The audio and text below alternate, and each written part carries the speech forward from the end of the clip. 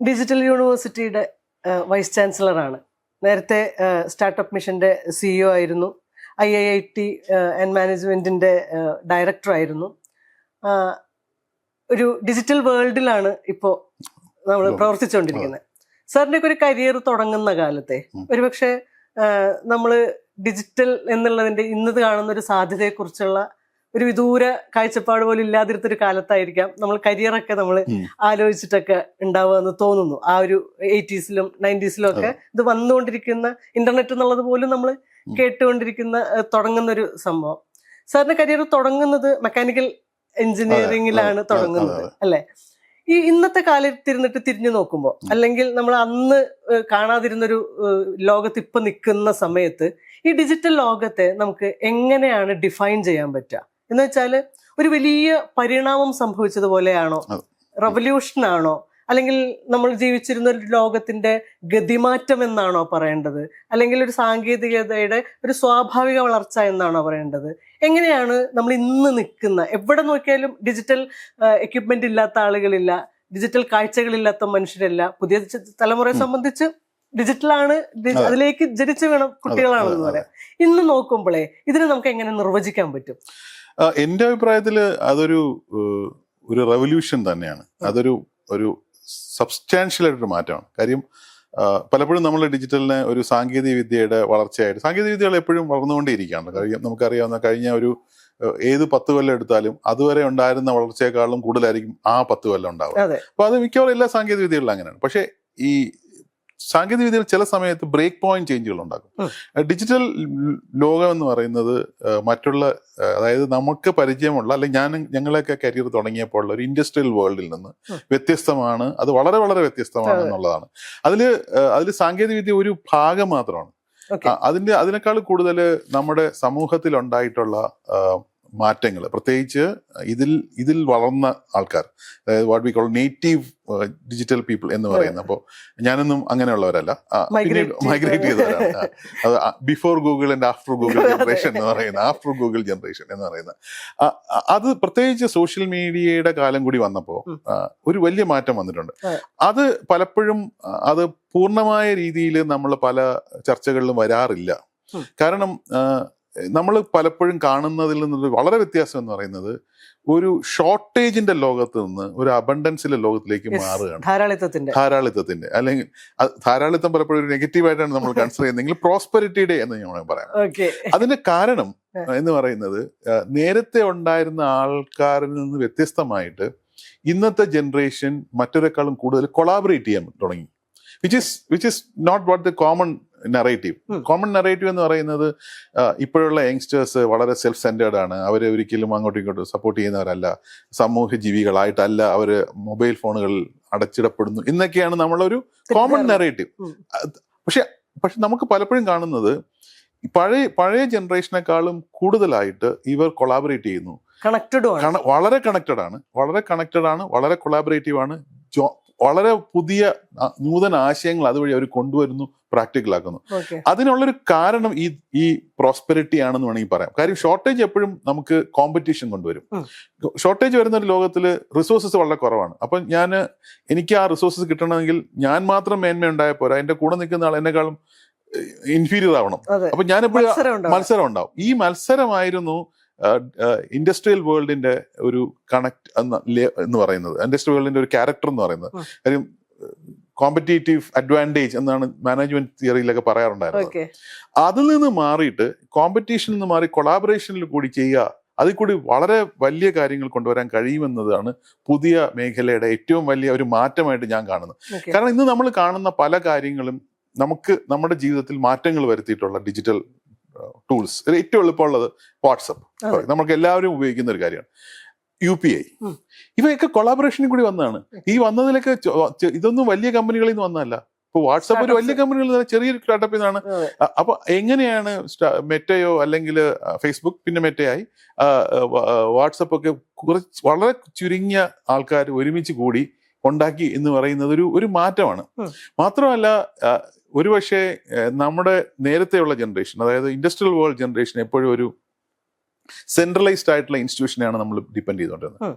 നമുക്കൊരു ഗവൺമെന്റ് അല്ല, എന്തിനും എല്ലാവരും. ഇപ്പൊ ഒരു ഉദാഹരണം പറഞ്ഞു കഴിഞ്ഞാൽ, ഞാനൊരു ട്രാവൽ ചെയ്യുന്നു, എനിക്കൊരു ഹോട്ടൽ ബുക്ക് ചെയ്യണം, ഞാൻ അതിന്റെ ബ്രാൻഡ് നോക്കും, ഞാൻ അത് 5 സ്റ്റാർ ഉണ്ടോ 4 സ്റ്റാർ ഉണ്ടോ എന്ന് നോക്കും.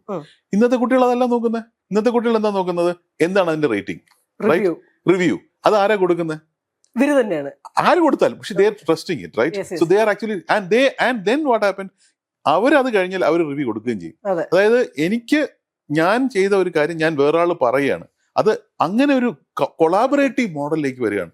ഈ കൊളാബറേറ്റീവ് മോഡലിന് ഒരു വലിയ സ്ട്രെങ്ത് ഉണ്ട്.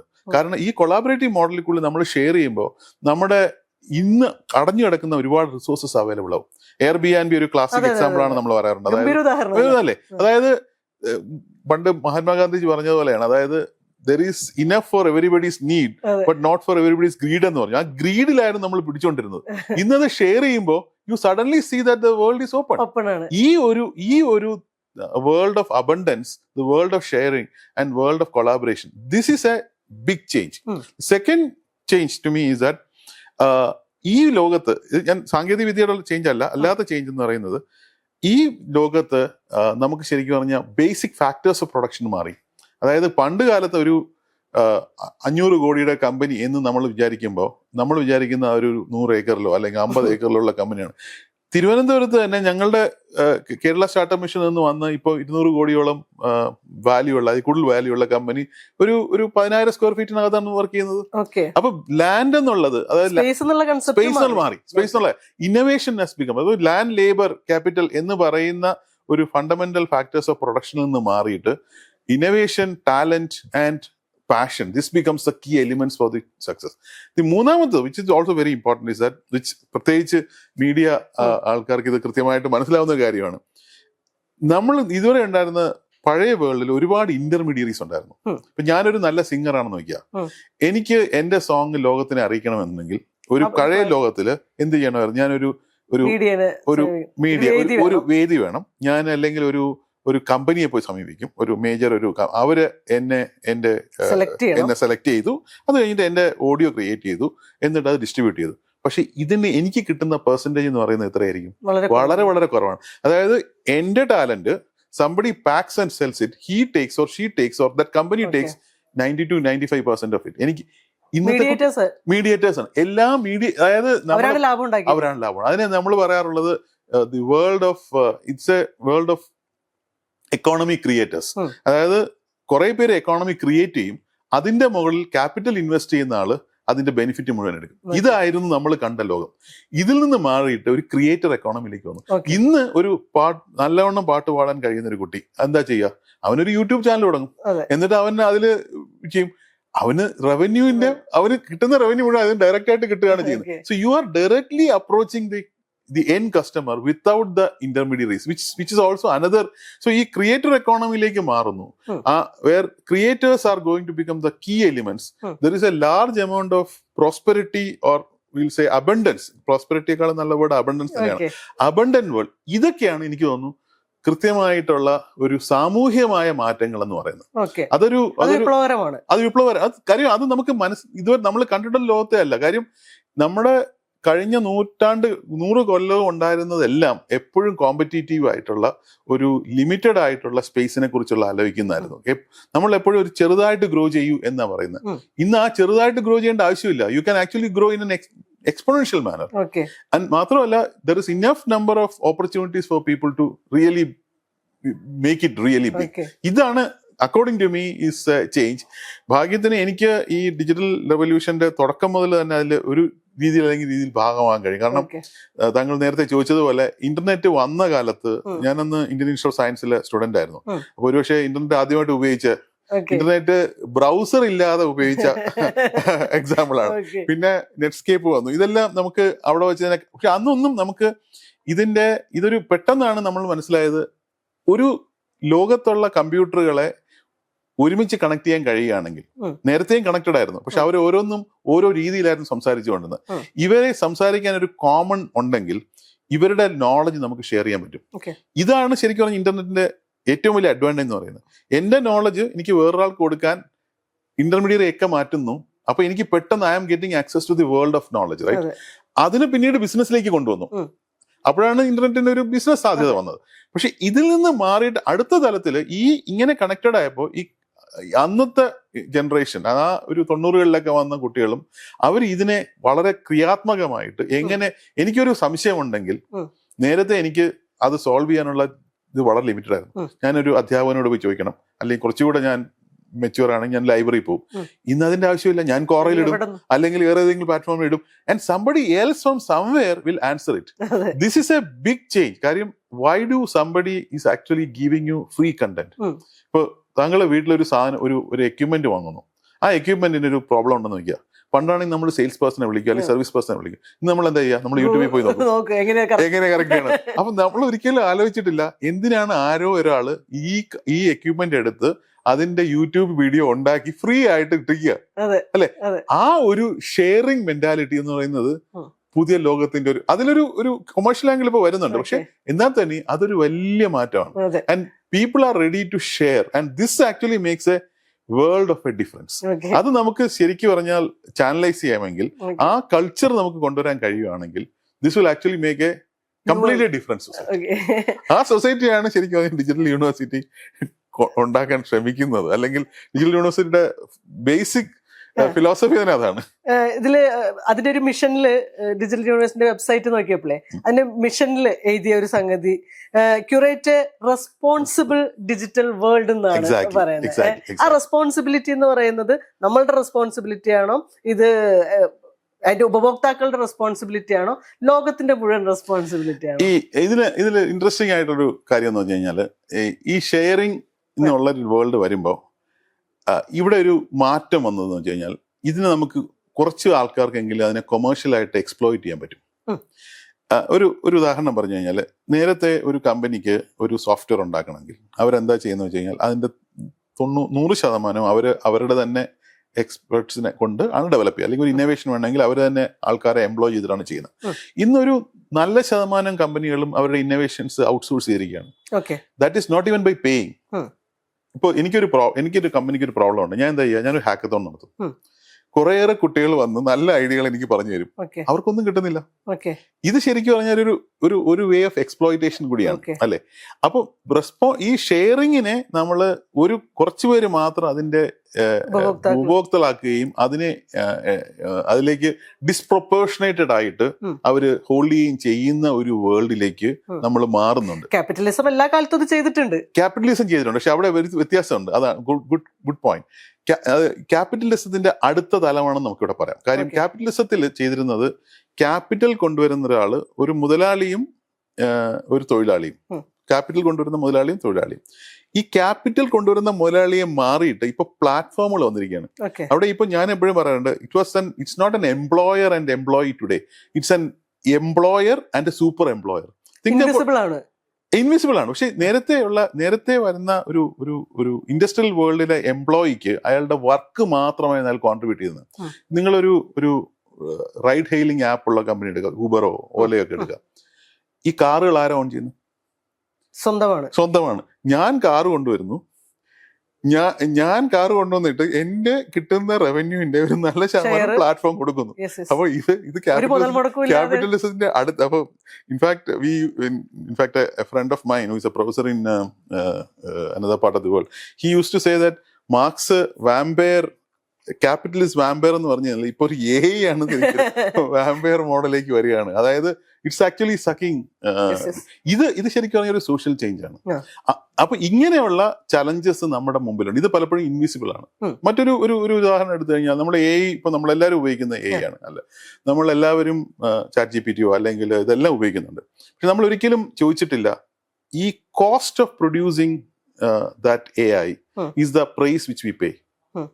ഒരിക്കലും അല്ല. കാര്യം ഞാനൊരു ChatGPT ഒരു ചോദ്യം ഇടുമ്പോൾ അതിന് എനിക്ക് ആൻസർ ചെയ്യുമ്പോൾ അതിനൊരു കോസ്റ്റ് ഉണ്ട്. അത് അതിന്റെ സെർവറിന്റെ കോസ്റ്റ് ആവാം, അതിന്റെ പവറിന്റെ കോസ്റ്റ് ആവാം, അതിന്റെ ആ ഹോൾ പാരഫർണിയറുടെ കോസ്റ്റ് ഉണ്ട്. ഈ കോസ്റ്റ് നമ്മൾ കോസ്റ്റ് ചെയ്യുന്ന ഞാൻ എത്രയാണ് പേ ചെയ്യുന്നത്? ഞാൻ പേ ചെയ്യുന്നത് ഓൾമോസ്റ്റ് 0 ആയിരിക്കും, അല്ലെങ്കിൽ ചെറിയൊരു എമൗണ്ട് ആയിരിക്കും പേ ചെയ്യുന്നത്. പെയ്ഡ് വേർഷന് ചെറിയൊരു എമൗണ്ട്. ആ എമൗണ്ട് ഒരു കാരണവശാലും ഇവർക്ക് അതിന് എൻകർ ചെയ്യുന്ന കോസ്റ്റിന്റെ ഒരു ചെറിയ ഭാഗം പോലും ആവുന്നില്ല. ഇത് ശരിക്കും പറഞ്ഞൊരു ഡംപിങ് അല്ലേ? ഇതുകൊണ്ടുള്ള വരുന്നത് എങ്ങനെയാണ്? ഇന്ന് മറ്റൊരു രാജ്യത്ത് ഒരു പ്രൊഡക്റ്റ് ഉണ്ടാക്കിയിട്ട് ആ പ്രൊഡക്റ്റ് വളരെ ചീപ്പായിട്ട് അത് ഉണ്ടാക്കുന്ന വിലയെക്കാളും കുറച്ച് നമ്മുടെ നാട്ടിൽ വിൽക്കാന്ന് വെക്കാം. വാങ്ങുന്നവർക്ക് സന്തോഷമായിരിക്കും, പക്ഷെ ഇത് ഉണ്ടാക്കിക്കൊണ്ടിരിക്കുന്ന ആൾക്കാർ മുഴുവൻ പുറത്തു പോകും. ഇത് തന്നെയാണ് ഇപ്പൊ എന്റെ സെക്രട്ടറിക്ക് സംഭവിക്കുന്നത്, പല ലോവർ ലെവൽ ജോബ്സ് ഇൻ ഇന്ത്യയിലും സംഭവിക്കുന്നത്, അല്ലെങ്കിൽ പല രാജ്യങ്ങളിലും സംഭവിക്കുന്നത്. ഒരു ടെക്നോളജിയെ ഡംപ് ചെയ്യുമ്പോൾ ആ technology is cheap because it is not been charge at its cost, it is charge at its some other way. അതുകൊണ്ട് തന്നെ അതിന് ഇക്വലന്റ് ഒരു ഹ്യൂമൻ ബീയിങ് എന്ന് പറയുന്നത് ഇതിനേക്കാൾ എക്സ്പെൻസീവ് ആയിരിക്കും. അപ്പൊ ഹ്യൂമൻ ബീയിങ്ങിനെ റീപ്ലേസ് ചെയ്യും. എത്രയോ ആൾക്കാർ. ഇതൊക്കെയാണ് ശരിക്കും നമ്മൾ റെസ്പോൺസിബിൾ ആയിട്ടൊരു വേൾഡ് കൊണ്ടുവരേണ്ട ആവശ്യമുണ്ട്. ഇത് കൂടാതെ പുതിയ ടെക്നോളജി ടെക്നോളജിക്ക് അകത്ത് ഈ ഒരു പ്രശ്നം ഒളിഞ്ഞിരിക്കുന്നില്ലേ യഥാർത്ഥം? അങ്ങനെ തന്നെയല്ലേ സംഭവിക്കുക? ആണ്, പക്ഷെ അതിനെ കൗണ്ടർ ചെയ്യേണ്ട ആവശ്യമുണ്ട്. അതായത് ടെക്നോളജിയുടെ ഡെവലപ്മെന്റിൽ ഇതിന് ഒരു അതായത് ഈ ടെക്നോളജി എന്തുകൊണ്ടാണ് ഒന്നുകിൽ റെഗുലേഷൻ കൊണ്ടുവരണം. അതായത് ഇങ്ങനത്തെ freebies what happening in നമ്മുടെ WTOയിലൊക്കെ. ഇപ്പൊ വേറൊരു രാജ്യത്തെ ഒരു പ്രൊഡക്റ്റ് ഉണ്ടാക്കിയിട്ട് അവർക്ക് അതിനേക്കാളും കുറഞ്ഞ വിലയ്ക്ക് നമ്മുടെ രാജ്യത്ത് വിൽക്കാൻ പറ്റില്ല. അവിടെ നമുക്കൊരു ടാക്സേഷൻ മറ്റേ മോഡലുകളൊക്കെ ഉണ്ട്. അപ്പൊ പക്ഷെ ഇതേപോലെയുള്ളത് ഇതിനകത്ത് അത് ഇൻവിസിബിൾ ആണ്, അത് അറിയുന്നത് തന്നെ ഇല്ല. അറിയാത്തത് കൊണ്ടാണ് അത് ഒരു റെഗുലേഷൻ ഇഷ്യൂ പോലും തിരിച്ചറിയുന്നില്ല.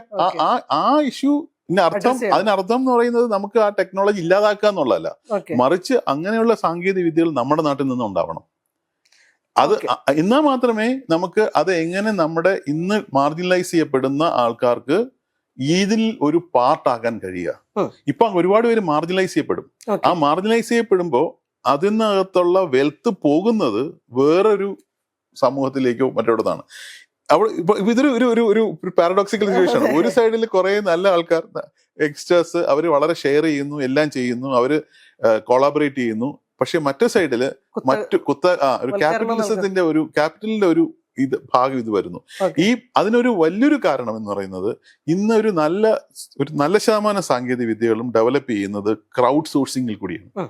അതായത് പണ്ട് ടെക്നോളജിയുടെ ഒരു ബേസിക് ചാലഞ്ച് ഉണ്ട്. അതായത് പ്രത്യേകിച്ച് ഡിജിറ്റൽ ടെക്നോളജിയിൽ ഒരു ടെക്നോളജി ഉണ്ടാക്കി കഴിഞ്ഞാൽ ഉണ്ടാക്കാൻ ഒരുപാട് കോസ്റ്റ് ഉണ്ട്, പക്ഷെ അത് റിപ്ലിക്കേറ്റ് ചെയ്യാൻ വളരെ എളുപ്പമാണ്. അപ്പൊ അതുകൊണ്ട് നേരത്തെ കാലത്ത് എന്താ ചെയ്തുകൊണ്ടിരുന്നത് വെച്ചാൽ ഇതിനെ എല്ലാം IPR കൊണ്ടും റിംഗ് ഫെൻസ് ചെയ്യും, അല്ലെങ്കിൽ അത് പല മെത്തേഡ് ചെയ്യും. കോപ്പി ചെയ്യാൻ പറ്റാത്തതിനേക്കാളും അതിനൊരു നമ്മൾ നെറ്റ്വർക്ക് എക്കോണമി എന്നാണ് സാധാരണ പറയാറുള്ളത്. അതായത് എന്റെ ടെക്നോളജി ഇപ്പൊ ഞാനൊരു വേർഡ് വാങ്ങുകയാണെങ്കിൽ താങ്കളൊരു ഒരു ഫയൽ അയക്കുമ്പോൾ താങ്കൾക്ക് ഞാനൊരു വേർഡ് ഫയൽ അയക്കുന്നു നോക്കിയാൽ താങ്കൾക്ക് വേർഡ് ഉണ്ടെങ്കിൽ അത് കാണാൻ പറ്റുള്ളൂ. അപ്പൊ naturally you will also by word, right? ഇങ്ങനെ നമ്മള് ഇൻകമ്പാറ്റബിൾ ആക്കും. അതായത് ഒരു പ്രൊപ്പറേറ്ററി ആക്കും, ടെക്നോളജി പ്രൊപ്പറേറ്ററി ആക്കുമ്പോൾ അത് വാങ്ങുന്ന ആൾക്കും അത് വേണ്ടി വരും. ഈ പ്രൊപ്പറേറ്ററിനെസ് ഓഫ് ടെക്നോളജിയാണ് ഈ ഓപ്പൺ സോഴ്സ് ചാലഞ്ച് ചെയ്തത്. ഓപ്പൺ സോഴ്സ് പറഞ്ഞു അങ്ങനെ പ്രൊപ്പറേറ്ററി പറ്റില്ല, ഓപ്പൺ സോഴ്സ് ആവണമെന്ന്. പക്ഷേ smart capitalist have understood that this could also be an interesting way of reducing the cost of developing A technology. അതായത് ഈ ടെക്നോളജിയുടെ കോസ്റ്റ് കുറയ്ക്കുന്ന ഏറ്റവും എളുപ്പവഴി എന്താണ്? നാട്ടുകാരെ കൊണ്ട് ടെക്നോളജി ഉണ്ടാക്കിക്കുക, എന്നിട്ട് ഞാനത് കൊമേഴ്ഷ്യലൈസ് ചെയ്താൽ മതിയല്ലോ. ഇന്ന് പല കാര്യങ്ങളും ചെയ്യുന്നു. ഇപ്പൊ ഒരു പുതിയൊരു സോഫ്റ്റ്വെയർ ഉണ്ടാക്കണമെങ്കിൽ ഞാൻ എന്താ ചെയ്യാ? ഞാൻ ഗിറ്റ്ഹബിൽ പോയിട്ട് നോക്കും ആരെങ്കിലും ഇതിന്റെ കോഡ് ഉണ്ടാക്കിയിട്ടുണ്ടോ, ആരോ ഇട്ടിട്ടുണ്ട്, അതെടുത്ത് അതിനെ ഞാൻ മോഡിഫൈ ചെയ്ത് നെക്സ്റ്റ് ലെവലിലേക്ക് ആക്കുക ചെയ്യുന്നത്. So my cost of developing technology has come down and to reduce the cost of technology ഞാൻ ടെക്നോളജി ഫ്രീ ആയിട്ട് അവൈലബിൾ ആക്കുകയും ചെയ്യും. അപ്പൊ ഇതൊരു റീഇൻഫോഴ്സിംഗ് മോഡലാണ്.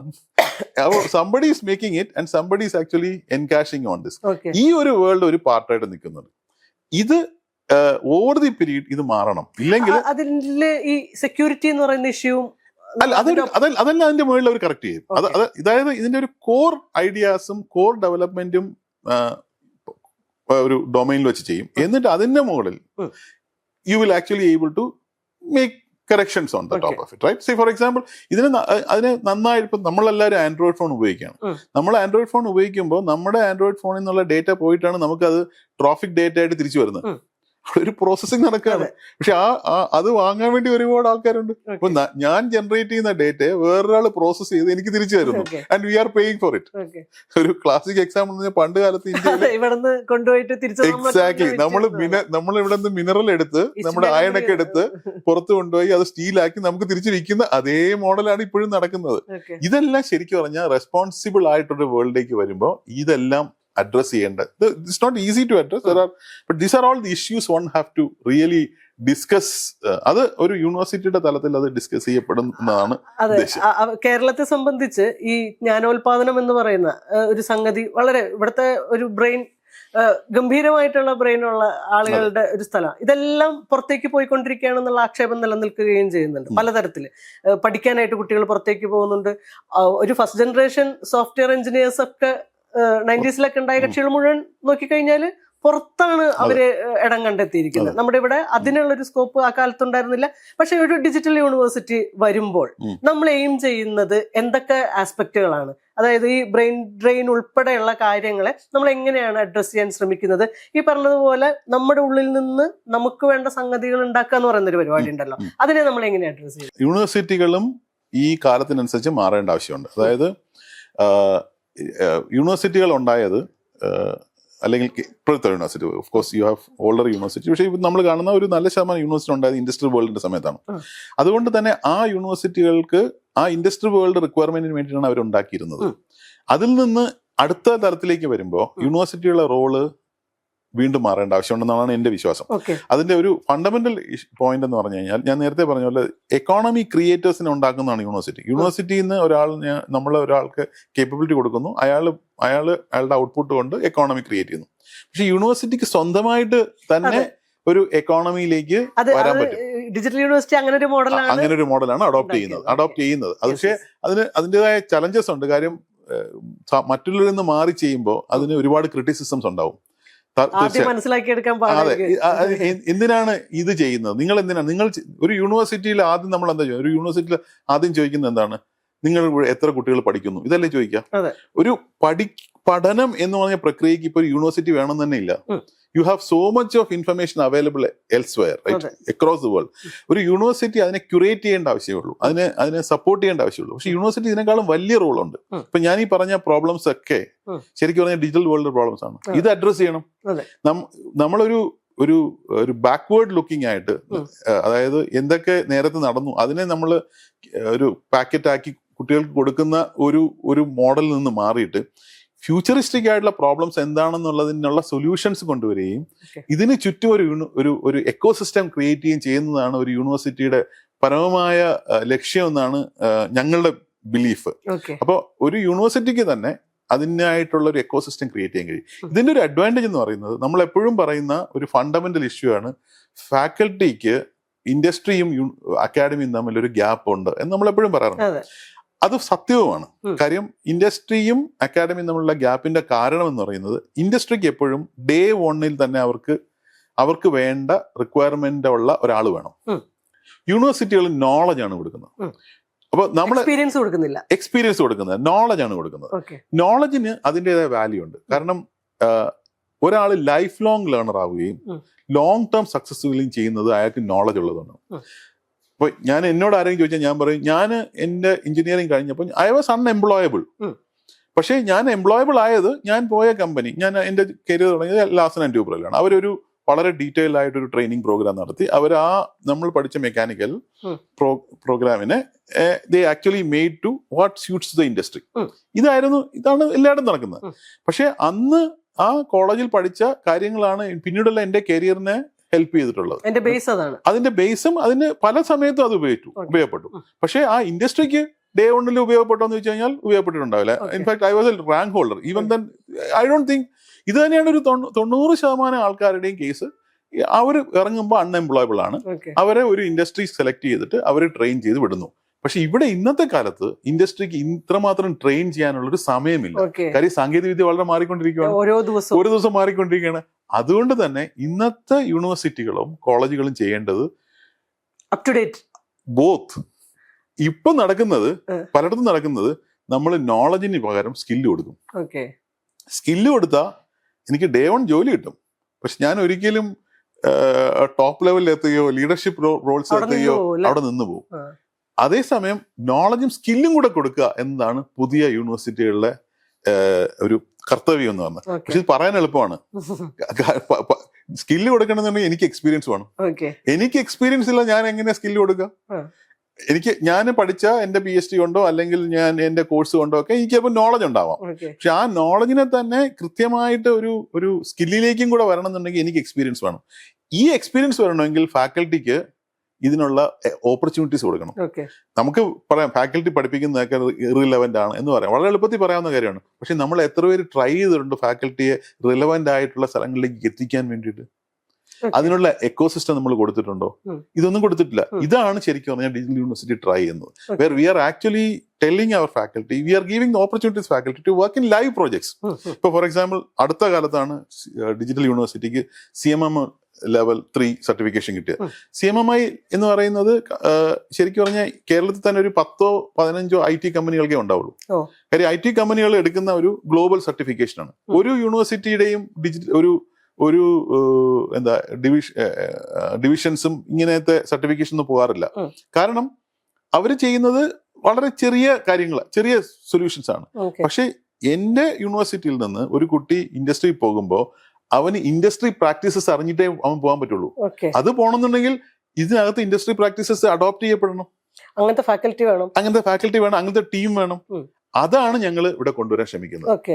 So that people will be able to, they will become experienced also. Like you said the right word, നോളജോടൊപ്പം എക്സ്പീരിയൻസും കൂടെ അവർക്ക് പഠിക്കണ കാലത്ത് കിട്ടുകയാണെങ്കിൽ day one മുതൽ they will be, in fact they will be even better than a fresher, much better than a fresher. Why should a student pass out of a college should be called as a fresher? He should actually have the provide knowledge and the skills.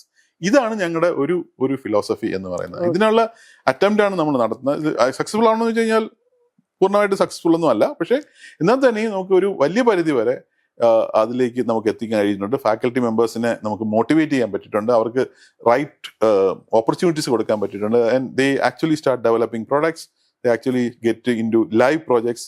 Ecosystem develop ചെയ്യാൻ വേണ്ടിയിട്ടുള്ള efforts അവരെടുക്കാറുണ്ട്, സ്റ്റാർട്ടപ്പുകളെ mentor ചെയ്യാറുണ്ട്. ഈ ഇതിന്റെ ഒരു digital യൂണിവേഴ്സിറ്റിയുടെ ഒരു revenue model എന്ന് പറയുന്നത് സെൽഫ് സസ്റ്റൈനബിൾ ആവുക എന്നുള്ളതും കൂടെ നമ്മളുടെ ഒരു മിഷന്റെ ഭാഗമാണെന്നാണ് മനസ്സിലാക്കുന്നത്. ഒപ്പം ഫാക്കൽറ്റീസ് മുഴുവനും പലതരത്തില് എപ്പോഴും പ്രാക്ടിക്കലി അല്ലേ അങ്ങനെ. അപ്പൊ പുറത്തുള്ള ആളുകളായിട്ടായിരിക്കണമല്ലോ എപ്പോഴും പ്രൊജക്ടുകളെല്ലാം ഷെയർ ചെയ്യപ്പെടുന്നത്. ആരൊക്കെ തമ്മിലാണ് നമ്മൾ ഇന്ററാക്ട് ചെയ്തുകൊണ്ടിരിക്കുന്നത്? സർക്കാർ സംവിധാനങ്ങൾ അതിന്റെ ഭാഗമാണോ? സർക്കാർ സംവിധാനങ്ങൾ വളരെയധികം ഭാഗമാണ്. കാര്യം ഈ കേരള സർക്കാരിന്റെ തന്നെ പല മേജർ ആയിട്ടുള്ള ഡിജിറ്റൽ പ്രൊജക്ടുകളും നമ്മൾ എടുത്തിട്ടുണ്ട്. പക്ഷെ മിക്കവാറും നമ്മളൊരു റിസർച്ച് കമ്പോണന്റ് ഉള്ള പ്രൊജക്ടുകളാണ് നമ്മൾ എടുക്കാറുള്ളത്. അപ്പൊ അത് പല ഇപ്പൊ ഡിസാസ്റ്റർ മാനേജ്മെന്റിലാവാം, അല്ലെങ്കിൽ ഹെൽത്തിലാവാം, അല്ലെങ്കിൽ ആനിമൽ ഹസ്ബൻഡറിയിലാവാം. ഇങ്ങനെ പല മേഖലകളാണ്. അത് പലപ്പോഴും നമ്മൾ നോക്കുന്നത് എങ്ങനെ ഡിജിറ്റല് സാധാരണ ആൾക്കാർ കാണാത്ത ഉപയോഗത്തിലേക്ക് കൊണ്ടുവരാം. അപ്പൊ ആനിമൽ ഹസ്ബൻഡറി ഒരു ഉദാഹരണം ഞാൻ പറയാം. അതായത് ഇപ്പോ കേരളവും ഇസ്രയേലും ഏകദേശം ഒരേ സമയത്താണ് ഈ മിക്സഡ് ബ്രീഡിംഗ് കൗസിനെ കൊണ്ടുവന്നിട്ടുള്ളത്. അപ്പൊ അവരുടെയും അന്നത്തെ തുടക്കത്തിലുള്ള ഔട്ട്പുട്ട് എന്ന് പറയുന്നത് ഒരു 10 ലിറ്ററോ മറ്റായിരിക്കും ഒരു പശുവിനുണ്ടാവുക. ഇന്ന് ഇസ്രയേൽ എത്രയോ മുമ്പേ എത്തി. അവരത് വളരെ വളരെ മുമ്പേ 36-40 ലിറ്റർ പെർ ഒക്കെയാണ്. നമ്മളിപ്പോഴും 12-13, ഇന്ത്യയിൽ തന്നെ നമ്മൾ രണ്ടാമതങ്ങണ്ടാണ്, 12-13 ലിറ്റർ ആണ് നമ്മുടെ ഇതിന് കിട്ടുന്നത്. അപ്പൊ ഇതൊരു പ്രോബ്ലമാണ്. അപ്പൊ എങ്ങനെ നമുക്ക് നമ്മുടെ പ്രൊഡക്ടിവിറ്റി കൂട്ടാം, അല്ല പ്രൊഡക്ഷൻ കൂട്ടാം? നമ്മൾ സാധാരണ ആലോചിക്കുന്നത് കൂടുതൽ പശുവിനെ കൊണ്ടുവരിക. കൂടുതൽ പശുവിനെ കൊണ്ടുവരിക എന്ന് പറഞ്ഞാൽ അതൊരു കോസ്റ്റ് ആണ്. ഒരു പശുവിന് കോസ്റ്റ് ഉണ്ട്, അതിനെ പരിപാലിക്കാൻ ഒരു കോസ്റ്റ് ഉണ്ട്, അതിനൊരു ഓവർ ഹെഡ് ഉണ്ട്.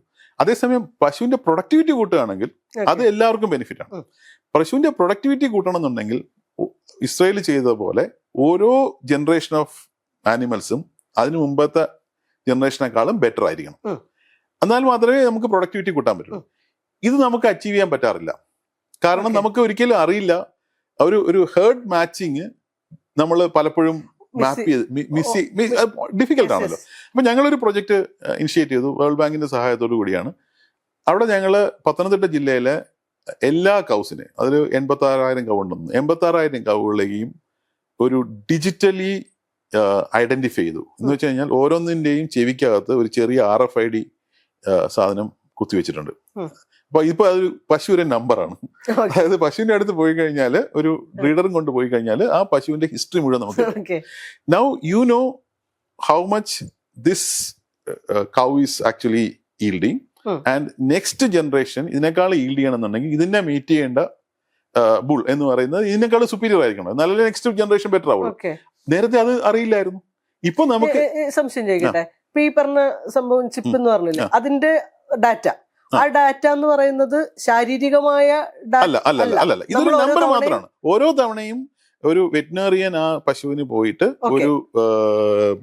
ഒരു മെഡിസിൻ കൊടുക്കുകയോ അല്ലെങ്കിൽ ഒരു ട്രീറ്റ്മെന്റ്, എല്ലാ ഡേറ്റയും, അതായത് it's A traceability of the. പക്ഷെ ആ ട്രേസബിലിറ്റിയേക്കാൾ ഇമ്പോർട്ടന്റ് ആയിട്ടുള്ളത് ഇതിന്റെ ക്യാരക്ടർ മുഴുവൻ ഇതിനകത്ത് മാപ്പ് ചെയ്യപ്പെടും. ഇത് എത്ര ഈൽഡ് ചെയ്യുന്നുണ്ട്, ഇത് ഏത് മദറിൽ നിന്നാണ് വന്നത്, ഈ അങ്ങനത്തെ എല്ലാ, അതിന്റെ ഒരു ഹേർഡ് ബുക്ക് എന്ന് പറയും. ആ ഹേർഡ് ബുക്ക് ഡിജിറ്റലായിട്ട്, അപ്പൊ ഡിജിറ്റലായിട്ട് ചെയ്യുമ്പോൾ നമുക്ക് നെക്സ്റ്റ് ലെവലിലേക്ക് പോകുന്നതിന് നമുക്ക് കൃത്യമായിട്ട് അടുത്ത ജനറേഷനേക്കാളും ബെറ്റർ ആയിരിക്കും, കൂടുതൽ ഈൽഡ് കൊണ്ടുവരാൻ പറ്റും. അപ്പൊ ഒരു ഡിജിറ്റൽ ആയിട്ട് നമ്മളൊരു ഇൻഫീരിയർ സ്പീഷീസിനെ കള്ളി ചെയ്യണം. In a way we don't allow an inferior species to come in. ഇതൊരു നമ്മളൊരു 10 കൊല്ലമൊക്കെ ചെയ്തു കഴിഞ്ഞാൽ കേരളത്തിൽ ശരിക്കും പറഞ്ഞാൽ 100% ഇത് കൊല്ലം മുഴുവൻ ചെയ്യുകയാണെങ്കിൽ 100% മിൽക്ക് സെൽഫ് സഫിഷ്യന്റ് ആക്കാൻ പറ്റും. അപ്പൊ ഇതൊരു ശരിക്കും പറഞ്ഞാൽ വളരെ പ്രാക്ടിക്കൽ ആയിട്ടുള്ള ഡിജിറ്റൽ ആപ്ലിക്കേഷനാണ്. ഇതേപോലെയുള്ള ആപ്ലിക്കേഷൻസ് ആണ് ഇതിനൊരു റിസർച്ച് കമ്പോണന്റ് ഉണ്ട്, ഇതിനൊരു ഡെവലപ്മെന്റ് കമ്പോണന്റ്. ഇങ്ങനെയുള്ള പ്രൊജക്ടുകളാണ് നമ്മൾ ചെയ്യുന്നത്. അപ്പോൾ അങ്ങനത്തെ പല മേഖലകളിലും ചെയ്യുന്നുണ്ട്. ഹെൽത്തിൽ ചെയ്യുന്നുണ്ട്, ഈ ഫോറസ്റ്റ് ഫയറിന് പ്രിവെന്റ് ചെയ്യാൻ വേണ്ടി ചെയ്യുന്നുണ്ട്. ഇതെല്ലാം ഫാക്കൽറ്റിയാണ് ഡ്രൈവ് ചെയ്യുന്നത്. പക്ഷേ ഇമ്പോർട്ടന്റ് ആയിട്ടുള്ള കാര്യം, ഇത് പല യൂണിവേഴ്സിറ്റികളോ ഒക്കെ ചെയ്യുന്നുണ്ടാവാം, ഈ പ്രൊഡക്റ്റുകളെല്ലാം സ്കെയിലബിളും ഡിപ്ലോയബിൾ അറ്റ് സ്കെയിലാണ്. ഫോർ എക്സാമ്പിൾ എൻ്റയർ കേരളത്തിന്റെ പ്ലാനിങ് നടക്കുന്നത് ഡിജിറ്റൽ യൂണിവേഴ്സിറ്റി ഉണ്ടാക്കിയ സോഫ്റ്റ്വെയറിലാണ്. മൊത്തം എല്ലാ ഡിപ്പാർട്ട്മെന്റും പ്ലാൻ ചെയ്യുന്നത് പ്ലാൻ സ്പേസ് എന്ന് പറയുന്ന ഒരു സോഫ്റ്റ്വെയർ. അത് ഡിജിറ്റൽ നേരത്തെ IIIT പിന്നെ ഡിജിറ്റൽ യൂണിവേഴ്സിറ്റിയാണ് അത് ഡെവലപ്പ് ചെയ്തിട്ടുള്ളത്. GSTയുടെ ഫോറൻസിക്സ് ഒരു സൊല്യൂഷൻസ് അത് മറ്റ് സ്റ്റേറ്റുകളും ചെയ്യുന്നത് ഒരു മൾട്ടിനാഷണൽ കമ്പനിയുടെയാണ്. അതിന്റെ സൊല്യൂഷൻസ് നമ്മളാണ് ഡെവലപ്പ് ചെയ്തിട്ടുള്ളത്. അപ്പൊ ഇങ്ങനത്തെ ആക്ച്വൽ സൊല്യൂഷൻസ് ഡെവലപ്പ് ചെയ്യുമ്പോൾ ഫാക്കൽറ്റിക്കും ഇൻവോൾവ് ചെയ്യാൻ പറ്റും. ആ നോളജ് അവർക്ക് സ്റ്റുഡൻസിന് കൊടുക്കാൻ. എന്ന് മാത്രമല്ല ഏറ്റവും പ്രൊഡക്റ്റീവ് ആവുന്ന ഒരു അക്കാദമിക് രംഗം എന്ന് പറയുന്നത് അല്ലേ, അങ്ങനെ ഒരു എക്സാക്ട്ലി. അപ്പൊ അതുകൊണ്ട് തന്നെ ഇപ്പൊ നമുക്ക് ഏകദേശം 70% നമുക്ക് സെൽഫ് ജനറേറ്റ് ചെയ്യാൻ പറ്റുന്നുണ്ട്. അതായത് ഒരുപക്ഷെ ഒരു സ്റ്റാറ്റിസ്റ്റിക്സ് എടുത്തു കഴിഞ്ഞാൽ ഇന്ത്യയിൽ എനിക്ക് തോന്നുന്നു 99% യൂണിവേഴ്സിറ്റികളും ഒന്നുകിൽ സർക്കാർ ഫണ്ടിങ് കൊണ്ടോ അല്ലെങ്കിൽ ഫീസ് കൊണ്ടോ ആയിരിക്കും എക്സിസ്റ്റ് ചെയ്യുന്നത്. We wanted to create a different model. We wanted to say that we will become self sustain not from fees, not from government grants. ഞങ്ങൾ PhD കംപ്ലീറ്റ്ലി ഫ്രീ ആണ്. അത് ഗവൺമെന്റ് ഗ്രാന്റ് കൊണ്ടല്ല, ഇതിൽ നിന്നുള്ള ഈ വർക്ക് ചെയ്തിട്ട്. അതെ, ഇപ്പൊ ഞങ്ങൾ ഇത്തരം പുതിയൊരു കോഴ്സ് പോലും തുടങ്ങുന്നുണ്ട്. അതായത് കുട്ടിക്ക് തന്നെ ആദ്യത്തെ മാസം മുതൽ തന്നെ ഹി ക്യാൻ ഏൺ. കാര്യം ഇപ്പൊ ഒരു ഏൺ വൈ ലേൺ ഓൾറെഡി ഉണ്ട്. അത് കൂടാതെ തന്നെ ഏൺ വൈ ലേണിൽ ഒരു 30% സ്റ്റുഡൻസ് വർക്ക് ചെയ്യുന്നുണ്ട്. ഇത് കൂടാതെ കോഴ്സിന്റെ ഭാഗമായിട്ട് തന്നെ അവർക്ക് ആക്ച്വൽ ആയിട്ട് വർക്ക് ചെയ്യാൻ പറ്റും. ഒരു ലൈവ് പ്രൊഡക്റ്റ് അവർ ഉണ്ടാക്കും. അങ്ങനെ ഒരു കോഴ്സ് നമ്മളിപ്പോൾ തുടങ്ങിയിട്ടുണ്ട്. കാര്യം ഇപ്പോൾ കേരളത്തിൽ ഒരു നല്ല ട്രെൻഡ് ഉണ്ട്. ഒരുപാട് കുട്ടികൾ പല കോളേജുകളിലും പഠിക്കുന്ന പല കുട്ടികളും വേറെ ജോലിക്ക് പോകുന്നുണ്ട്, പുറത്തൊക്കെ ഉള്ളതുപോലെ പാരലായിട്ട് അവർക്കൊരു ഏൺ ചെയ്യാൻ വേണ്ടിയിട്ട്. പക്ഷെ അവർ പലരും പോകുന്ന ജോലികൾ എന്ന് പറയുന്നത് ഒരു ബന്ധമില്ലാത്ത, അപ്പൊ അവർ ചിലപ്പോൾ ഒരു സ്വിഗ്ഗിക്ക് വേണ്ടിയിട്ടോ ഒക്കെ ഡെലിവറിക്കൊക്കെ പോവാണ്. അതിനുള്ള റീസൺ അവർക്ക് അതുമായിട്ട് ബന്ധപ്പെട്ട ഒരു നല്ല ജോലി കൊടുക്കാത്തതുകൊണ്ടാണ്. അത് കൊടുത്തു കഴിഞ്ഞാൽ അവരത് ചെയ്യും. അപ്പൊ അവർക്ക് പഠിക്കാനും പറ്റും, ഏൺ ചെയ്യാനും പറ്റും, അതേസമയം പോകാനും പറ്റും. ഇതാണ് ഞങ്ങൾ അറ്റംപ്റ്റ് ചെയ്യുന്ന ഒരു കാര്യം. സാധാരണ യൂണിവേഴ്സിറ്റികളെ പറ്റിയിട്ടുള്ള ഒരു ആരോപണം എന്താന്ന് വെച്ചാൽ അവിടെ നിന്നുണ്ടാവുന്ന PhD തീസിസുകളൊന്നും സമൂഹത്തിന് ഒരു തരത്തിലുള്ള ഉപകാരം ഉണ്ടാവുന്ന സംഗതികളൊന്നും വരാറില്ല എന്ന് മാത്രമല്ല ഒരുപാട് കോപ്പിയുടെ വിവാദങ്ങൾ അങ്ങനെ പലതരത്തിലുള്ള, ഇപ്പൊ ആർട്സിലാണെന്നുണ്ടെങ്കിലും മറ്റേത് വിഷയത്തിലാണെങ്കിലും. അതുകൊണ്ട് ഇവിടെ എന്ത് പ്രൊഡക്റ്റീവായിട്ട് ഉണ്ടാക്കി എന്നുള്ളൊരു ചോദ്യം ഉണ്ടല്ലോ. സത്യത്തിൽ അതിനുള്ളൊരു മറുപടി പോലുമാണ് ഈ ഡിജിറ്റൽ യൂണിവേഴ്സിറ്റി. നമ്മുടെ PhD ഒക്കെ എന്ത് തരത്തിലുള്ള സംഗതികളാണ്? ഞങ്ങളുടെ ഫസ്റ്റ് ബാച്ച് PhD ഇപ്പം ഇറങ്ങുന്നതേ ഉള്ളൂ. നമ്മുടെ ഒരു മേജർ ആയിട്ടുള്ളത് we actually wanted to have good quality. അത് ഇമ്പോർട്ടൻ്റ് ആണ്. PhDയുടെ ഒരു ഇമ്പോർട്ടൻ്റ് എലിമെന്റ് എന്ന് പറയുന്നത് ഒരു പബ്ലിക്കേഷൻ ഓപ്ഷൻ എന്തായാലും ആവശ്യമുണ്ട്. അപ്പോൾ അത് ഹൈ ക്വാളിറ്റി പബ്ലിക്കേഷനാണ് നമ്മൾ ഇൻസിസ്റ്റ് ചെയ്തിട്ടുള്ളത്. ഞങ്ങളുടെ ഫസ്റ്റ് ബാച്ച് PhDയിൽ വന്ന കുട്ടികൾക്ക് എല്ലാവർക്കും ഇപ്പം പോസ്റ്റ് ഡോക്ക് ഇന്റർനാഷണലിൽ കിട്ടിയിട്ടുണ്ട്. PhDയിലും ഇതുപോലെ പ്രാക്ടിക്കൽ ആയിട്ടുള്ള പ്രൊജക്ട്സ് എടുക്കുന്നവരും ഉണ്ട്. അത് ഇപ്പോൾ ഇലക്ട്രോണിക്സിലാണ് വന്നിട്ടുള്ളത്. ഇലക്ട്രോണിക്സിൽ നമ്മളൊരു മെറ്റീരിയൽ എക്കോസിസ്റ്റം കേരളത്തിൽ തുടങ്ങാൻ വേണ്ടിയിട്ട് ട്രൈ ചെയ്യായിരുന്നു. നാനോ മെറ്റീരിയൽ എക്കോസിസ്റ്റം ഒരുപാട് യൂണിവേഴ്സിറ്റി അത് റിസർച്ച് ചെയ്യുന്നുണ്ട്. പക്ഷെ അതിനെ ഒരു പ്രാക്ടിക്കൽ ലെവലിൽ കൊണ്ടുവന്നിട്ട് ഒരു ആക്ച്വൽ, അതായത് അതിൻ്റെ ഒരു വിഷൻ ഇതായിരുന്നു, യൂണിവേഴ്സിറ്റിയും മറ്റൊരു റിസർച്ച് ഇൻസ്റ്റിറ്റ്യൂട്ടും കൂടെ ചേർന്നിട്ട് ടെക്നോളജി ഡെവലപ്പ് ചെയ്യും. യൂണിവേഴ്സിറ്റിയും ഇൻഡസ്ട്രീസും കൂടെ ചേർന്നിട്ട്, ഇൻഡസ്ട്രീസ് ഡിപ്പാർട്ട്മെന്റും കൂടെ ചേർന്നിട്ട് ആ ടെക്നോളജിയെ പ്രൊഡക്റ്റ് ആക്കും. പിന്നീട് അത് ബാക്കിയുള്ള എക്കോസിസ്റ്റത്തിലേക്ക് കൊടുത്ത് അതിനെ എന്റർപ്രൈസ് ആക്കും. ഇതാണ് ഞങ്ങളുടെ വിഷൻ. അത് ആക്ച്വലി റിയലൈസ് ചെയ്തെന്ന് വെച്ച് കഴിഞ്ഞാൽ ഇല്ല, അതിന്റെ ആയി വരുന്നതേ ഉള്ളൂ. This is A new thing. പക്ഷെ ഇങ്ങനത്തെ കാര്യങ്ങൾ ഒരുപാട് മേഖലകളിൽ ചെയ്യാൻ പറ്റും. ഇതൊരു കുഞ്ഞു യൂണിവേഴ്സിറ്റിയാണ്. യൂണിവേഴ്സിറ്റി 5 വർഷമേ ഉള്ളൂ, വളരെ ചെറിയ യൂണിവേഴ്സിറ്റിയാണ്. പക്ഷെ ഇൻഫാക്ട് ഇപ്പൊ റീസെന്റ് KRF ഒരു റാങ്കിങ്ങിൽ വന്നപ്പോ നമുക്ക് റിസർച്ചില് നമുക്ക് 5ാം സ്ഥാനമാണ്. എന്ന് വെച്ച് കഴിഞ്ഞാല് ബാക്കിയെല്ലാം വളരെ വളരെ പഴയ യൂണിവേഴ്സിറ്റികളാണെന്ന് അറിയില്ല. അത് ഇപ്പൊ കേരള, കാലിക്കറ്റ് അഗ്രികൾച്ചർ, ക്യുസാറ്റ് കഴിഞ്ഞിട്ട് റിസർച്ചില് അതെ. അപ്പൊ റിസർച്ച് അപ്പൊ നമുക്ക് ചെയ്യാൻ പറ്റുന്ന ഒരു കാര്യം അതാണ്. കാര്യം we have 2 of our faculty members in the 2% of Stanford ലിസ്റ്റിലുള്ള റിസർച്ചേഴ്സിനകത്തുണ്ട്. ഒരാളെ വളരെ യങ് ആയിട്ടൊരു ഫാക്കൽറ്റിയാണ്. അപ്പൊ ആ ഒരു റിസർച്ച് ഫോക്കസ് ഒരു സൈഡ്, പ്രൊഡക്റ്റ് ഫോക്കസ് ഒരു സൈഡ് എന്നുള്ള രീതിയിൽ ഒരു ഡിഫറെന്റ് മോഡൽ ചെയ്യാനാണ് ശ്രമിക്കുന്നത്. പക്ഷെ അത് naturally, as I said, it is not easy. Because അതിന് ഒരു എക്കോസിസ്റ്റവും റെഗുലേറ്ററി ഫ്രെയിംവർക്കും ഒക്കെ ഇതിനുമായിട്ട് ഫുള്ളി അഡോപ്റ്റഡ് അല്ല. NEP വളരെ ബ്യൂട്ടിഫുൾ ആയിട്ട് ഒരുപാട് മാറ്റങ്ങൾ പറയുമെങ്കിലും അത് ട്രാൻസ്ലേറ്റ് ചെയ്ത് വരുന്ന ഒരു സമയമാണ്. ഇപ്പൊ 90കളിലെ ഇൻഡസ്ട്രിയുടെ ഒരു ഫേസിങ് പ്രോബ്ലംസ് ആണ് ഇന്ന് അക്കാഡമിക്സ് ഫേസ് ചെയ്യുന്നത്. 90കളിലാണ് നമ്മൾ ലിബറേറ്റ് ചെയ്തത്, ഒരുപാട് റൂൾസ് ഒക്കെ മാറ്റിയത്. ആ സമയത്ത് ഒരുപാട് ഫ്ലക്സ് ഉണ്ടായിരുന്നു. ഇതേപോലെയാണ് ഇപ്പോഴും അക്കാഡമിക്സിൽ ഒരുപാട് റൂൾസ് മാറുകയും ഒരുപാട് ഫ്ലക്സ് ഉണ്ട്. ആ ഒരു സമയത്താണ് യൂണിവേഴ്സിറ്റി തുടങ്ങിയിട്ട് ഉള്ളത്. ഈ പരമ്പരാഗത യൂണിവേഴ്സിറ്റികളിലും മുഴുവനുമേ സിലബസ് അല്ലെങ്കിൽ കരിക്കുലം എന്ന് പറയുന്നത് ഒരിക്കൽ തീരുമാനിച്ചാൽ കുറെ വർഷത്തേക്ക് നീണ്ടു നിൽക്കുന്ന ഒരു സംഭവമാണല്ലോ. ഡിജിറ്റൽ യൂണിവേഴ്സിറ്റിയിൽ അങ്ങനെ ഒന്ന് സാധ്യമാണോ? അങ്ങനെ ഒരു പ്രിസ്ക്രൈബ്ഡ് കരിക്കുലത്തിന് ഒരുപാട് കാലത്ത് സസ്റ്റൈനബിലിറ്റി അല്ലെങ്കിൽ ഒരു തിയററ്റിക്ക് അതിങ്ങനെ എപ്പോഴും അപ്ഡേറ്റ് ചെയ്യുന്ന ഒരു സംഗതി ആയതുകൊണ്ട് നമ്മളെങ്ങനെ കരിക്കുലം ഡിസൈൻ ചെയ്യാം? ഡിജിറ്റൽ യൂണിവേഴ്സിറ്റിക്ക് ഒരു വലിയൊരു അഡ്വാൻറ്റേജ് ഉള്ളത്, ഇതൊരു യൂണിറ്ററി യൂണിവേഴ്സിറ്റിയാണ്. അപ്പൊ ശരിക്കും പറഞ്ഞാൽ ഇതിനൊരു ഇൻസ്റ്റിറ്റ്യൂഷൻ എന്ന് തന്നെ പറയാം. യൂണിവേഴ്സിറ്റിയിൽ നിന്ന് തന്നെ വിളിക്കുന്നതിനൊരു തെറ്റാണെന്നാണ് ഞാൻ പറയുന്നത്. കാര്യം ഒരു IIM IIT ഒക്കെ പോലെ ഒരു ഇൻസ്റ്റിറ്റ്യൂഷൻ. അതുകൊണ്ട് തന്നെ നമുക്ക് കരിക്കുലം വളരെ ഫ്രീക്വന്റ് ആയിട്ട് റിവൈസ് ചെയ്യാൻ പറ്റും. പക്ഷെ കരിക്കുലത്തിന് ഒരു സ്ട്രക്ചർ UGC പറഞ്ഞിട്ടുണ്ട്. ആ സ്ട്രക്ചറിനകത്ത് നിന്നുകൊണ്ട് വളരെ ഫ്രീക്വന്റ് ആയിട്ട്, അപ്പൊ എല്ലാ സ്കൂൾസിനും നല്ല ബോർഡ് ഓഫ് സ്റ്റഡീസ് ആണ്, ഇന്റർനാഷണൽ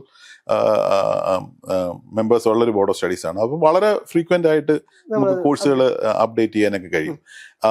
പക്ഷെ എനിക്ക് തോന്നുന്നു, എന്റെ പേഴ്സണൽ എക്സ്പീരിയൻസിൽ എനിക്ക് ഏറ്റവും സാറ്റിസ്ഫൈഡ് ആയിട്ട് തോന്നുന്നുള്ളത്, ഞാൻ കുറച്ചു കാലം KTUവിന്റെ ടെക്നോളജി യൂണിവേഴ്സിറ്റിയുടെ വൈസ് ചാൻസലർ ആയിരുന്നു.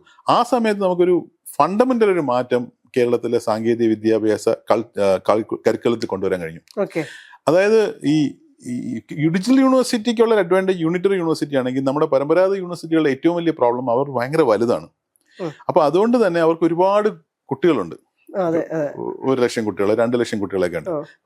അപ്പൊ ഇവിടുത്തെ ഒരു ചലഞ്ച് എന്ന് പറയുന്നത്, ഇപ്പൊ KTUവിന്റെ കേസ് എടുക്കുകയാണെങ്കിൽ, KTUവിലെ ഏറ്റവും നല്ല ഒരു കോളേജ്, ഏറ്റവും ഹയസ്റ്റ് മാർക്ക് പോകുന്നൊരു കുട്ടി പോകുന്ന കോളേജും Tier 2 Tier 3 കോളേജോ കുട്ടി എടുക്കുകയാണെങ്കിൽ ഇവർ തമ്മിൽ വലിയൊരു ഗ്യാപ്പ് ഉണ്ട്. ഇപ്പോൾ ഒരു എക്സാമ്പിൾ പറഞ്ഞു കഴിഞ്ഞാൽ, എൻട്രൻസ് എക്സാമിനേഷന് മാത്സിൽ ഓൾമോസ്റ്റ് ഫുള്ള് കിട്ടുന്ന കുട്ടിയും 10 മാർക്ക് കിട്ടുന്ന കുട്ടിയും എഞ്ചിനീയറിംഗ് പഠിക്കുകയാണ്. ഈ രണ്ടുപേരെയും പഠിപ്പിക്കുന്ന ഒരേ കാര്യമാണ്. അപ്പൊ നാച്ചുറലി എന്ത് പറ്റും? രണ്ടുപേരെയും ബോറാവും. അതായത് വളരെ സ്മാർട്ടായിട്ട് കുട്ടിക്ക് ഇത് വളരെ ട്രിവിയൽ ആയിരിക്കും, വളരെ എലിമെന്ററി ആയിട്ടുള്ള മറ്റേ കുട്ടിക്ക് വളരെ പാടുമായിരിക്കും. അപ്പോൾ first time in Kerala and perhaps in India we have actually made that we will acknowledge that there is a heterogeneity in an university. യൂണിവേഴ്സിറ്റിക്കകത്ത് വേരിയേഷൻ ഉണ്ട്. ഓരോ കുട്ടിക്കും അയാൾക്ക് ഇഷ്ടമുള്ള രീതിയിൽ പഠിക്കാനുള്ളൊരു ചോയ്സ് കൊടുക്കണം. അത് യൂണിവേഴ്സിറ്റിക്ക് കൊടുക്കാൻ വലിയ ചലഞ്ചാണ്. ഡിജിറ്റൽ യൂണിവേഴ്സിറ്റി കൊടുക്കാൻ വളരെ എളുപ്പമാണ്. കാര്യം കുറച്ച് കുട്ടികളെ ഉള്ളൂ, അപ്പോൾ നമുക്ക് കൊടുക്കാൻ പറ്റും. പക്ഷെ ഒരു 25,000-30,000 കുട്ടികളെ ഒരു കൊല്ലം എടുക്കുന്നത് കൊടുക്കാൻ ചലഞ്ചാണ്. അത് നമുക്ക് KTUവിന്റെ കരിക്കുലത്തിൽ, in fact I will say that today ഇന്ത്യയിൽ തന്നെ ടെക്നോളജി യൂണിവേഴ്സിറ്റികളിൽ one of the best curriculum ഉള്ളത് KTUവിലാണ്. ആ ഒരു ഓപ്ഷൻ നമ്മൾ കൊണ്ടുവന്നിട്ടുണ്ട്. അതായത് ഒരു കുട്ടിക്ക് ഒരു സബ്ജക്റ്റ് കാണുമ്പോൾ വളരെ എളുപ്പമാണ്, ഈ സബ്ജക്റ്റ് എനിക്ക് വളരെ എളുപ്പമാണെങ്കിൽ അയാളെ പഠിക്കേണ്ട കാര്യമില്ല, അയാൾക്ക് പരീക്ഷ എഴുതിയാൽ മതി. അതായത് ചലഞ്ച് എക്സാംസ് കൊടുത്തിട്ടുണ്ട്. അതായത് ക്ലാസ്സിൽ പോയി വെറുതെ ഇരുന്ന് പഠിക്കേണ്ട കാര്യമില്ല. He can actually write an exam and say that I knew this, so I will write exam. മറ്റൊരു സബ്ജക്ട് എനിക്ക് കൂടുതൽ സമയം സ്പെൻഡ് ചെയ്യണമെന്നെങ്കിൽ എനിക്കത് ചെയ്യാൻ പറ്റും. എനിക്ക് വളരെ വളരെ പല സ്ഥലങ്ങളിൽ നിന്നുള്ള കോഴ്സുകൾ ഒരുമിച്ച് ചെയ്യാൻ കഴിയും. ഇപ്പോൾ 4 കൊല്ലത്തെ ഒരു കോഴ്സ് എനിക്ക് വേണമെങ്കിൽ 3 കൊല്ലം കൊണ്ട് എല്ലാ തിയറിയും ചെയ്തിട്ട് 1 കൊല്ലം മൊത്തം ഇന്റേൺഷിപ്പിന് പോകാനുള്ള ഒരു ഓപ്ഷൻ ഇതെല്ലാം അവിടെ കൊണ്ടുവരാൻ പറ്റിയിട്ടുണ്ട്. ആ കരിക്കുലത്തിൽ കൊണ്ടുവരാൻ പറ്റും. അവിടെയും കരിക്കുലം വളരെ ഫ്രീക്വന്റ് ആയിട്ട് ഇപ്പോൾ അല്ലെങ്കിൽ ടെക്നോളജി യൂണിവേഴ്സിറ്റി വളരെ ഫ്രീക്വന്റ് ആയിട്ട് കരിക്കുലം റിവൈസ് ചെയ്യാറുണ്ട്. പക്ഷെ എന്നാലും അറ്റ്ലീസ്റ്റ് ഓൺസിന്റെ 4 years ആണ് റിവൈസ് ചെയ്യുന്നത്. പക്ഷെ ഇതിനകത്ത് കുറെ എലിമെന്റ്സ് കുട്ടികൾക്ക് തന്നെ ചോയ്സ് ചെയ്യാൻ പറ്റുന്ന, അപ്പൊ ഒരു കുട്ടി പറയാണ് ഇപ്പോൾ AI അല്ല വേറൊരു സാങ്കേതിക വിദ്യ ആണെങ്കിൽ അയാൾക്ക് അതിന്റെ കോഴ്സുകൾ മാത്രം പുറത്തുനിന്ന് എടുത്ത് പഠിക്കാം. ഈ ഒരു ഓപ്ഷൻസ് നമ്മൾ അവിടെ കൊണ്ടുവരും. അപ്പൊ അങ്ങനെ നമുക്ക് എനിക്കൊന്ന് കൺവെൻഷൻ യൂണിവേഴ്സിറ്റിയിൽ ചെയ്യാൻ പറ്റുള്ളൂ. കാര്യം കൺവെൻഷൻ യൂണിവേഴ്സിറ്റിയിലെ ചലഞ്ച് ഒരു സ്റ്റാൻഡേർഡൈസേഷൻ എന്തായാലും വേണം. ആ സ്റ്റാൻഡേർഡൈസേഷൻ അകത്ത് എങ്ങനെ വെറൈറ്റി കൊണ്ടുവരാം എന്നുള്ളതാണ്. ഇത് വെരി ബിഗ് ചലഞ്ച് ആക്ച്വലി. ആ ചലഞ്ചാണ് ഒരു പരിധി വരെ KTU അഡ്രസ് ചെയ്തത്. അത് പലർക്കും ചെയ്യാൻ പറ്റുന്ന ഒരു കാര്യമാണ്. ഈ കേരളത്തിലെ ആദ്യത്തെ AI ചിപ്പ്, കൈരളി ചിപ്പ്, അത് നമ്മളുടെ എങ്ങനെയാണ് അതിലേക്ക് വരുന്നത്? അതൊരു ഞങ്ങളുടെ ഈ ഇലക്ട്രോണിക്സ് ഡിപ്പാർട്ട്മെന്റിൽ നമ്മൾ AI ഹാർഡ്വെയർ എന്നാണ് നമ്മൾ ഉദ്ദേശിക്കുന്നത്. അതായത് എങ്ങനെ അടുത്ത തലത്തിലേക്കുള്ള AI സപ്പോർട്ട് ചെയ്യുക എന്നുള്ളതാണ്. അപ്പോൾ ഈ നമുക്കറിയാവുന്ന AI നമ്മൾ 5 ലെയറായിട്ട് പറയാറുണ്ട്. AI കേക്ക് എന്ന് പറയാറുണ്ട്. അത് ഒരു ലെയർ എന്ന് പറയുന്നത് എനർജിയാണ്, എനർജി ആവശ്യമുണ്ട്. രണ്ടാമത്തെ ലെയർ എന്ന് പറയുന്നത് ഈ ചിപ്സ് പോലെയുള്ള ആ ഇൻഫ്രാസ്ട്രക്ചർ ആവശ്യമുണ്ട്. മൂന്നാമത്തെ മോഡൽ ആവശ്യമുണ്ട്. പിന്നെ ആപ്ലിക്കേഷൻ, അങ്ങനെ ഇങ്ങനത്തെ 5 ലെയറാണ്. ഇതിൽ പലതിലും ഇന്ത്യക്ക് സ്ട്രെങ്ത് ഒന്നുമില്ല. കാര്യം ഇപ്പം നമ്മൾ ചിപ്പ് വാങ്ങുന്നത് NVIDIA എന്നാണ്. നമുക്ക് എനർജി, ആ ലെവൽ ഓഫ് എനർജി നമുക്കില്ല. അത്ര വലിയ ഡേറ്റാ സെന്റേഴ്സ് ഒന്നും നമുക്ക് സെറ്റ് ചെയ്യാൻ, അത് ഗവൺമെന്റ് ട്രൈ ചെയ്യുന്നുണ്ട്, സെറ്റ് ചെയ്യാൻ ആവശ്യമുണ്ട്. മോഡലിംഗ് ഒന്നും നമ്മൾ സ്വന്തമായിട്ട് ചെയ്യുന്നതല്ല, നമ്മൾ ആപ്ലിക്കേഷൻസ് ചെയ്യുന്നുണ്ട്. പക്ഷെ ഇതിന്റെ ഒരുപാട് നെഗറ്റീവ് ഉണ്ട് ഇങ്ങനെ ആകുമ്പോൾ. ഒരു വാട്ട് ബി ടുഡേ ഇപ്പം നമ്മൾ ഏറ്റവും കൂടുതൽ ഡിസ്കസ് ചെയ്യുന്ന ഒരു പോയിന്റ് സോവറിനിറ്റി ഓഫ് ടെക്നോളജിയാണ്. പ്രത്യേകിച്ച് ഇന്നത്തെ ഈ വളരെ കലുഷിതമായിട്ടുള്ളൊരു ജിയോ പൊളിറ്റിക്കൽ സിറ്റുവേഷനിൽ think about a day when you wake up and you find that Google is not there and WhatsApp is not there. നമ്മുടെ വർക്ക് നടക്കൂല, ജീവിതം പോയി നിന്നു പോകും. അപ്പൊ അവിടെയാണ് സോവറിൻ ടെക്നോളജി എന്ന് പറയുന്നത് വളരെ അത്യാവശ്യമാണ്. അത് പ്രത്യേകിച്ച് ഇപ്പോൾ ChatGPT ഇല്ലാതെ ജീവിക്കാൻ പറ്റാത്ത ഒരു ലെവലിലേക്ക് വരുമ്പോൾ നാളെ ChatGPT പറയാണ് ഇന്ത്യക്ക് കൊടുക്കേണ്ട എന്ന് പറയുകയാണെങ്കിൽ you get stuck, right? So അപ്പോൾ നമുക്ക് സ്വന്തമായിട്ടുള്ള ഇത് ഉണ്ടാക്കേണ്ടത് കൃത്യമായിട്ട് ആവശ്യം. അത് പല തലത്തിൽ നമ്മൾ ചെയ്യേണ്ട ആവശ്യമുണ്ട്. അപ്പോൾ ചിപ്സ് ടു സ്റ്റാർട്ടപ്പ് പ്രോഗ്രാം എന്ന് പറഞ്ഞിട്ട് ഗവൺമെന്റ് ഓഫ് ഇന്ത്യ ഒരു പ്രോഗ്രാം തുടങ്ങിയിരുന്നു. അത് യൂണിവേഴ്സിറ്റികളിലൊക്കെ ചിപ്സ് ഡെവലപ്പ് ചെയ്യുക. നമുക്ക് ചിപ്പ് ഇപ്പോഴും ഫാബ്രിക്കേറ്റ് ചെയ്യാനുള്ള ഒരു ഫെസിലിറ്റി ഇന്ത്യയിൽ അധികം ഇല്ല, ഒരെണ്ണേ ഉള്ളൂ, SCL ഉള്ളൂ. അപ്പോൾ അറ്റ്ലീസ്റ്റ് അതിന്റെ ഡിസൈൻ എലിമെന്റ് ഒക്കെ ചെയ്യുക എന്നുള്ളത്. അപ്പൊ അതിന്റെ ഭാഗമായിട്ടാണ് ഈ കരളി ചിപ്പ് എന്ന് പറയുന്നത് ഉണ്ട്. അതൊരു വളരെ ഏർലി ലെവൽ ഓഫ് ചിപ്പാണ്. അതിന്റെ ഒരുപാട് സീക്വൻസസ് വരേണ്ട ആവശ്യമുണ്ട്. അത് ആ ഡിസൈൻ നടന്ന് ആ ഡിസൈൻ പുറത്തു കൊണ്ടുപോയി ഫാബ്രിക്കേറ്റ് ചെയ്ത് കൊണ്ടുവന്ന ഒരു കാര്യം. ഇന്ന് നമ്മൾ ഉപയോഗിക്കുന്ന ചിപ്പുകൾ ആക്ച്വലി AI ചിപ്പുകളല്ല, ഗ്രാഫിക് ചിപ്സ് ആണ്. AI വേണ്ടിയിട്ട് തന്നെ ഒരു ചിപ്പ് ഉണ്ടാക്കേണ്ട അതിന്റെ റിസർച്ച് പലയിടത്തും നടക്കുന്നുണ്ട്. അതിന്റെ ഒരു ഏർലി സ്റ്റേജ് എന്ന് വേണമെങ്കിൽ പറയാം കരളി ചിപ്പ്. അപ്പോൾ ഇഫ് യു ആസ്ക് കരളി ചിപ്പ് കൊണ്ട് നാളെ നമുക്കൊരു AI ഉണ്ടാക്കാൻ പറ്റുന്ന ആൻസർ ഇസ് നോ. പക്ഷെ അതൊരു ലോങ്ങർ ജനറേഷന്റെ ഒരു തുടക്കമാണ്. അത് ആ ഒരു മേഖലയിലേക്ക് റിസർച്ച് ചെയ്യുക എന്നത്. പക്ഷെ ഇതിൽ പലപ്പോഴും ഒരു പബ്ലിക് എക്സ്പെക്ട് ചെയ്യുന്നത് ഇതെല്ലാം പെർഫെക്റ്റ് ആയിട്ട് ഇപ്പൊ തന്നെ കിട്ടുമെന്ന്. അങ്ങനെ ചെയ്യുകയാണെങ്കിൽ വളരെ എളുപ്പത്തിൽ ചെയ്യാമല്ലോ. അപ്പൊ ആ ലെവലിലേക്ക് എത്തി വരുന്നതേ ഉള്ളൂ. പക്ഷെ we have A team who is working on that. അപ്പൊ ഇങ്ങനത്തെ കുറച്ച് ഡിഫറെന്റ് ഏരിയസിലാണ് നമ്മുടെ ടീമുകൾ വർക്ക് ചെയ്യുന്നത്. ഈ ഡിജിറ്റൽ യൂണിവേഴ്സിറ്റി പോലെ ഒരെണ്ണം ഇന്ത്യയിൽ മറ്റൊന്ന് ഇതേ മോഡലിൽ അങ്ങനെ ഒരു സംഭവം വർക്ക് ചെയ്യുന്നുണ്ടോ? ഈ ടെക്നോളജികൾ ഒരുപാട് യൂണിവേഴ്സിറ്റികൾ ടെക്നോളജി ഫോക്കസ്ഡ് ആയിട്ടുള്ള യൂണിവേഴ്സിറ്റിയിൽ ഇപ്പം വരുന്നുണ്ട്. പക്ഷെ എല്ലാം കൂടി ചേർന്നിട്ടുള്ള, അപ്പൊ ഓരോ യൂണിവേഴ്സിറ്റിക്ക് ഓരോ ഫിലോസഫി ഉണ്ട്. ഒരു ഫിലോസഫി ആയിട്ട് ഡിജിറ്റൽ യൂണിവേഴ്സിറ്റി എന്നുള്ള രീതിയിൽ, അത് ഡിജിറ്റൽ യൂണിവേഴ്സിറ്റി വെർച്വൽ യൂണിവേഴ്സിറ്റി അല്ല. പലപ്പോഴും ഡിജിറ്റൽ യൂണിവേഴ്സിറ്റി തെറ്റിദ്ധാരണയുണ്ട്. ഒരുപാട് പേര് വിചാരിക്കുന്ന വെർച്വൽ യൂണിവേഴ്സിറ്റി. ഇപ്പം ഇവൻ നാഷണൽ ഡിജിറ്റൽ യൂണിവേഴ്സിറ്റി എന്ന കേന്ദ്ര സർക്കാർ അതിന്റെ പേരിപ്പം മാറ്റിയെന്ന് തോന്നുന്നു. തുടങ്ങിയ കാലത്ത് അവര് വിഷ്വലൈസ് ചെയ്തതും ഡിജിറ്റൽ പലയിടത്തുള്ള കോഴ്സുകളെ ഒരുമിച്ച് ഒരു പ്ലാറ്റ്ഫോമിൽ കൊണ്ടുവരിക. അപ്പൊ അതൊരു യൂണിവേഴ്സിറ്റി ആയിട്ട് മാറുമെന്ന്. ആ കൺസെപ്റ്റ് അല്ല. പക്ഷെ നമ്മൾ പറയുന്നത് ഈ ഞാൻ നേരത്തെ പറഞ്ഞ പോലെ താങ്കൾ ആദ്യത്തെ ചോദ്യം, ഡിജിറ്റൽ വേൾഡ് ഇൻഡസ്ട്രി വേൾഡുമായിട്ട് വ്യത്യാസമാണ്. അതിനു വേണ്ടിയുള്ള മാൻ പവറിനെ ക്രിയേറ്റ് ചെയ്യണം. അതിന് സാങ്കേതിക വിദ്യയുടെ ആവശ്യമുണ്ട്. അതിന് ഫിലോസഫിക്കൽ ഷിഫ്റ്റ്സ് ആവശ്യമുണ്ട്, സൊസൈറ്റൽ ഷിഫ്റ്റ്സ് ആവശ്യമുണ്ട്. ഇവിടെ ഒരുപാട് പുതിയ പ്രോബ്ലംസ് അഡ്രസ് ചെയ്യപ്പെടാത്ത പ്രോബ്ലംസ് ഉണ്ട്. ഇപ്പോൾ നേരത്തെ എംപ്ലോയർ സൂപ്പർ എംപ്ലോയർ അഡ്രസ് ചെയ്യാത്ത പ്രോബ്ലമാണ്. എക്കണോമിക്സ് ഓഫ് പ്ലാറ്റ്ഫോംസ് അഡ്രസ് ചെയ്യപ്പെടാത്ത ഒരു പ്രോബ്ലമാണ്. കോപ്പറേറ്റീവ് ആയിട്ടുള്ള AI അഡ്രസ് ചെയ്യപ്പെടാത്ത പ്രോബ്ലമാണ്. ഇങ്ങനെയുള്ള സോഷ്യൽ പ്രോബ്ലംസിനെ റിസർച്ച് ചെയ്യുക. അതിനാണ് ഞങ്ങൾക്കൊരു സ്കൂൾ ഓഫ് ഡിജിറ്റൽ ഹ്യൂമാനിറ്റീസ് ഉണ്ട്. എങ്ങനെ ഈ സൊസൈറ്റിയിലേക്ക് ഇത് കൊണ്ടുവരാൻ കഴിയുക, ഇങ്ങനെയുള്ള കാര്യങ്ങൾ ചെയ്യുന്ന ഇങ്ങനെയൊക്കെ ചെയ്യുന്ന ഒരു യൂണിവേഴ്സിറ്റി. It's actually a general purpose university. It's not even I not even call this a technology university. കാര്യം ഞങ്ങളുടെ ഒരു കൺസെപ്റ്റ് തന്നെ, നിങ്ങളൊരു ബയോളജി പഠിക്കൂ, we will actually make you as a bio AI engineer. നിങ്ങളൊരു കെമിസ്ട്രി പഠിക്കൂ, we will make you as a computational drug designer. So your conventional സബ്ജക്ട്സിനെ നമുക്ക് എങ്ങനെ ഡിജിറ്റൽ വേൾഡിലേക്ക് മാപ്പ് ചെയ്യാം, ഇതാണ് ശരിക്കും പറഞ്ഞാൽ ഡിജിറ്റൽ യൂണിവേഴ്സിറ്റിയുടെ ക്രക്സ് എന്ന് പറയുന്നത്. അല്ലാതെ ഒരു എഞ്ചിനീയറെ അടുത്ത ലെവലിലേക്ക് കൊണ്ടുപോകുക എന്നുള്ളതല്ല ഇത് ഉദ്ദേശിക്കുന്നത്. ആർട്സുകാർക്ക് അതുപോലെ തന്നെ ഉണ്ട്. ആർട്സുകാർക്ക് അനലിറ്റിക്സ് ഇപ്പൊ കഴിഞ്ഞ ഒരു 2 ആഴ്ചക്ക് മുമ്പേ ആയിരുന്നു ഞങ്ങള് കേരള യൂണിവേഴ്സിറ്റിയിലെ പൊളിറ്റിക്കൽ സയൻസിലെയും ഐ തിങ്ക് ഹിസ്റ്ററിയിലെയും കുട്ടികൾക്ക് കൾച്ചർ ടെക്കിൽ ഒരു ഇന്റേൺഷിപ്പ് കൊടുത്തത്. So because they are the people who actually map the culture, how do you actually use technology to make the culture to the next level? How do you preserve the culture using the technology? അപ്പോൾ ഒരു internship, ഒരു മാസത്തെ internship ആയിരുന്നു. Young boys and girls. അപ്പോൾ അവർ integrated programming ചെയ്യുന്ന 4 year UGP ചെയ്യുന്ന കുട്ടികളാണ്. അപ്പോൾ അങ്ങനെയുള്ള ഒരു മേഖലയിലേക്ക് ഒക്കെയാണ് നമ്മൾ ഫോക്കസ് ചെയ്യുന്നത്. ഇതെല്ലാം ഒരു ലാർജർ ക്യാൻവാസ് ആണ്. ആ ക്യാൻവാസിന്റെ ചെറിയൊരു ഭാഗത്തെ വരച്ചു തുടങ്ങിയിട്ടുള്ളൂ. മുഴുവൻ വരച്ചു കഴിയുമ്പോഴാണ് അത് ഹോൾ പിക്ചർ ആവുന്നത്.